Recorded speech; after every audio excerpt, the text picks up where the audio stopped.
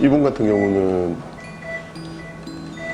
잠재적 중증 수면 무호흡증이라고 저는 얘기를 하는데, 수면 다원화 검사를 보면은 가벼운 경증 수면 무호흡증이죠. 근데 이 수면 다원화 검사 수치는 정말 수치일 뿐이고, 실질적인 환자의 상태를 반영하는 데는 상당히 좀 위협한 면이 있어요.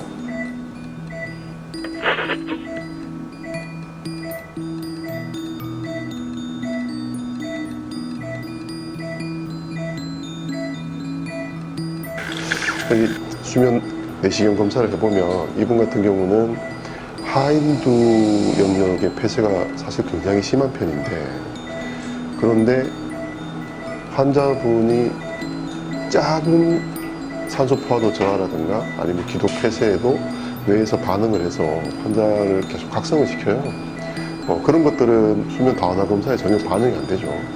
그래서 실제로 저 수면 다원화 검사의 상인두 폐쇄, 그러니까 목젖이라든가 영구개가 막혀서 생기는 요것만 따졌을 때 수치가 경증 수면 무호흡증이라는 거죠. 아직은 하인두 영역의 폐쇄가 수면 다원화 검사의 결과에 전혀 반응이 안 됐다고 봐요. 그래서 이런 분들은 잠재적인 중증 수면 무호흡증으로 발전할 가능성이 상당히 높죠. 그래서 이거는 이제 환자분이 반드시 인지를 하셔야 되고요.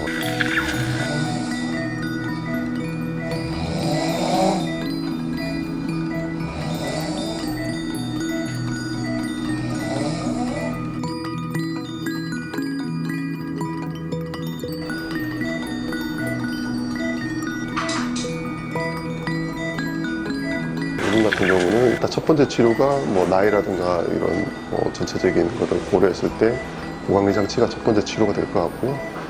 환자분이 뭐 양압 호흡기에 대해서 큰 거부감만 없다면 양압 호흡기를 해도 크게 문제는 없을 것 같아요. 수술적인 치료는 고강리 장치와 수술 후에, 그러니까 이제 수면 수술을 하고 나서 고강리 장치를 하면 효과는 훨씬 더 좋을 것 같고요.